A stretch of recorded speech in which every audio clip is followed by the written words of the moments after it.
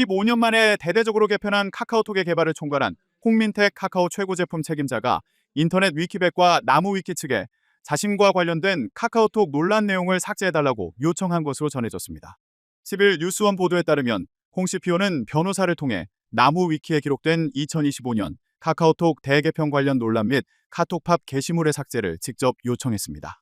홍 CPO 측은 카카오톡 친구 탭 개편과 관련해 사내의 카르텔을 형성해 자신의 기획을 강행했다. 카카오톡 개편 관련 반응이 긍정적이라며 자화자찬하고 있다 등 내용이 허위 사실이라고 주장했습니다.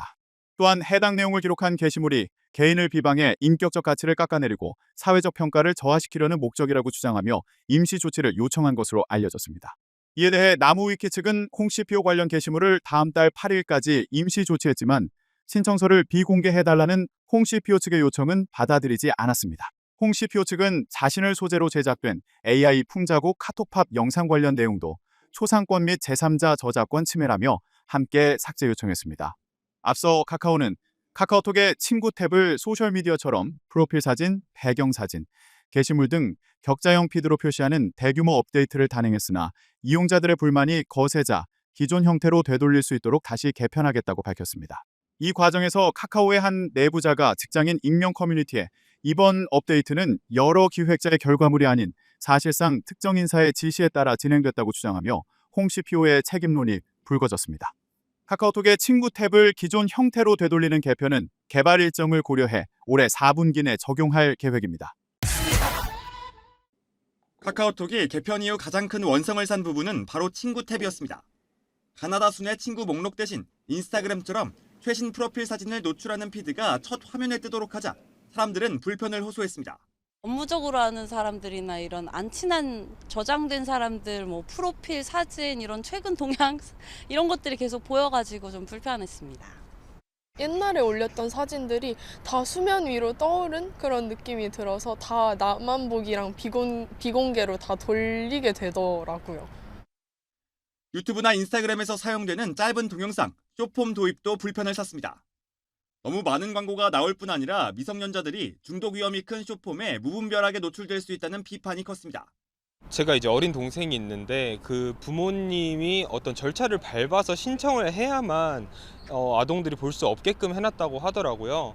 근데 그런 조금 절차가 있는 것도 솔직히 좀 불편할 뿐더러 믿고 쓰던 카톡의 배신에 업데이트를 막는 방법이 공유되는가 하면 앱마켓 평점이 1점대로 추락했고 결국 카카오는 개편안 발표 엿새 만에 백기를 들었습니다.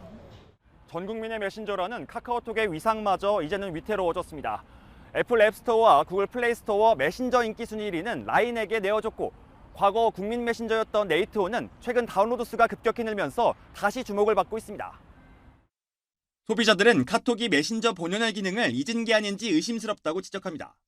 카톡은 좀 공식적인 것들, 저희 직장 상사, 직장 동료분들이나 뭔가 개인적으로 제가 연락을 하거나 하는 건 DM을 활용하는 것 같습니다.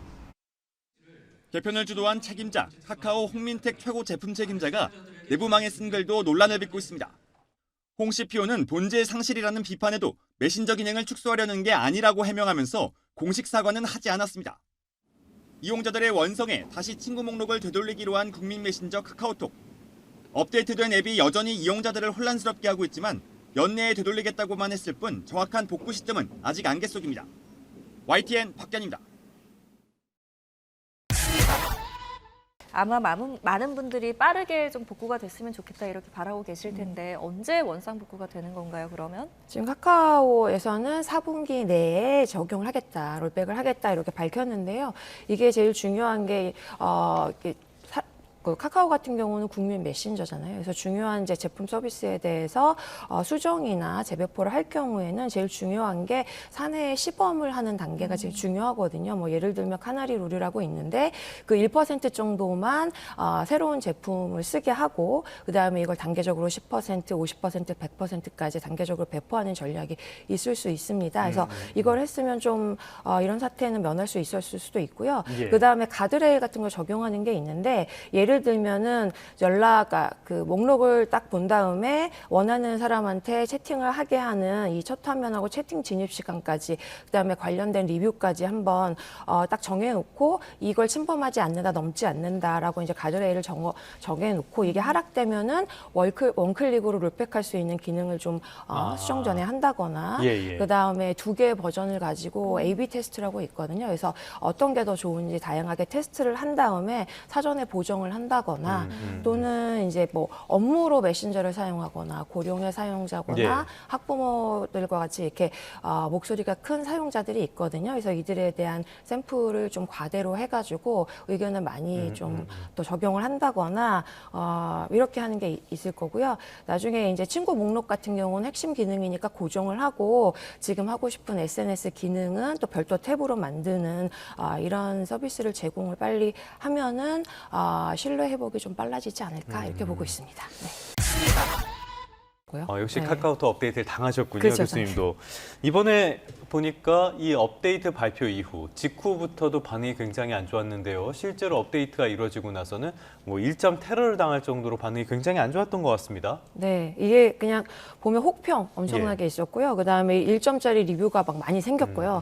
그러니까 이게 그냥 그걸로 끝난 게 아니고 주가까지 엄청 출렁거려서 6만 원 선을 좀 위협하는 상태로 됐거든요. 그래서 투자 심리까지도 흔들렸는데요. 이게 이제 보면은 그 서비스의 핵심 경로라고 있습니다. 그래서 보면 연락처를 보고 검색을 하고 그다음에 이제 채팅까지 하는 이런 핵심 경로에다가 광고를 좀 더 집어넣고 그걸 통해 가지고 체류 시간을 좀 늘리고 해가지고 이런 목표를 이제 과도하게 접목을 한 게 이제 이런 그 소비자들의 혹평이나 1점 리뷰를 불러일으키지 않았나 이렇게 분석이 되고 있죠. 네, 지금 이번 사태로 인해서 경영진의 책임론까지 등장하고 있는 상황인데 지금 김범수 카카오 창업주의 공석을 정신화 대표가 메우고 있지 않습니까? 네. 이런 정책, 이런 그 발표들이 이 사용자의 니즈보다 수익성을 더 방점을 뒀다 이런 지적들이 나오고 있는데 어떻게 보세요? 그렇죠. 그 이제 회사도 이런 그 이제 변경 수정을 하면서 단계적으로는 사용자가 좀 반발을 할 거다라고 예상을 했다고 합니다.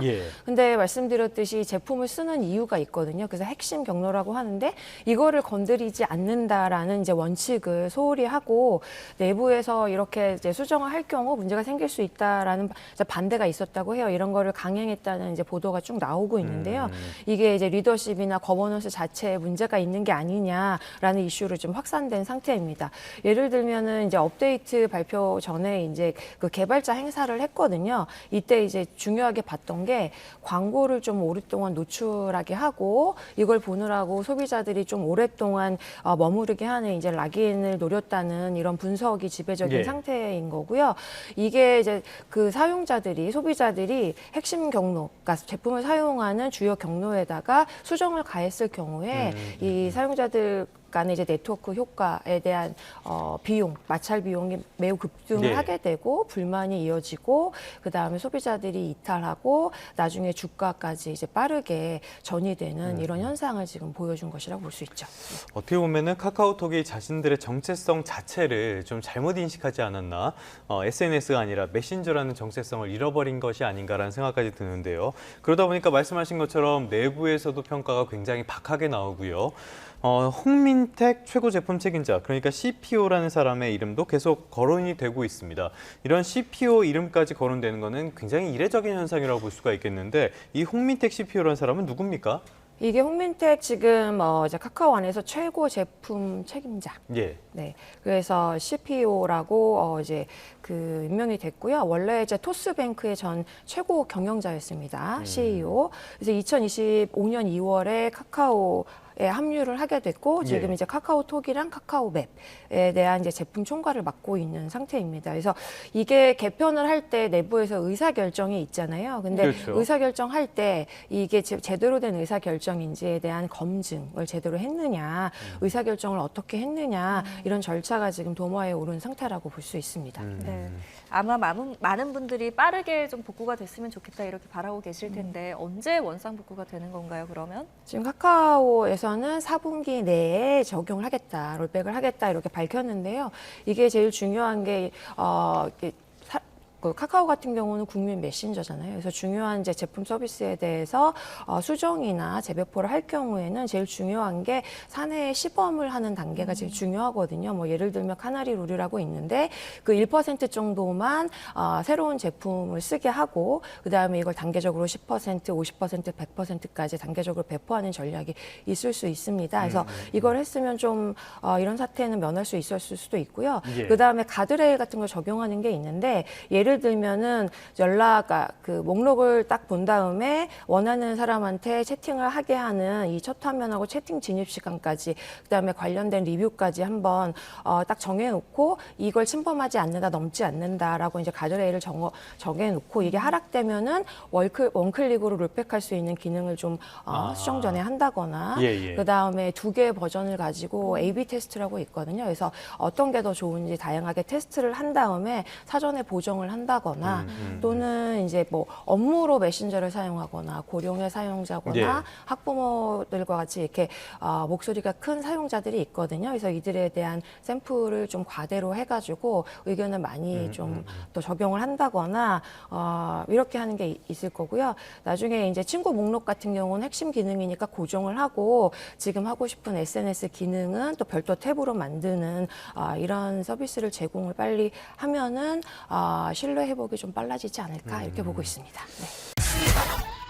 지금 이번 사태로 인해서 경영진의 책임론까지 등장하고 있는 상황인데 지금 김범수 카카오 창업주의 공석을 정신화 대표가 메우고 있지 않습니까? 네네. 이런 정책, 이런 그 발표들이 이 사용자의 니즈보다 수익성을 더 방점을 뒀다 이런 지적들이 나오고 있는데 어떻게 보세요? 그렇죠. 그 이제 회사도 이런 그 이제 변경 수정을 하면서 단기적으로는 사용자가 좀 반발을 할 거다라고 예상을 했다고 합니다. 근데 말씀드렸듯이 제품을 쓰는 이유가 있거든요. 그래서 핵심 경로라고 하는데 이거를 건드리지 않는다라는 이제 원칙을 소홀히 하고 내부에서 이렇게 이제 수정을 할 경우 문제가 생길 수 있다라는 반대가 있었다고 해요. 이런 거를 강행했다는 이제 보도가 쭉 나오고 있는데요. 이게 이제 리더십이나 거버넌스 자체에 문제가 있는 게 아니냐라는 이슈로 좀 확산된 상태입니다. 예를 들면은 이제 업데이트 발표 전에 이제 그 개발자 행사를 했거든요. 이때 이제 중요하게 봤던 게 광고를 좀 오랫동안 노출하게 하고 이걸 보느라고 소비자들이 좀 오랫동안 머무르게 하는 이제 락인을 노렸다는 이런 분석이 지배적인 상태인 거고요. 이게 이제 그 소비자들이 핵심 경로, 그러니까 제품을 사용하는 주요 경로에다가 수정을 가했을 경우에 이 사용자들 간의 이제 네트워크 효과에 대한 비용, 마찰 비용이 매우 급등을 하게 되고 불만이 이어지고 그 다음에 소비자들이 이탈하고 나중에 주가까지 이제 빠르게 전이되는 이런 현상을 지금 보여준 것이라고 볼 수 있죠.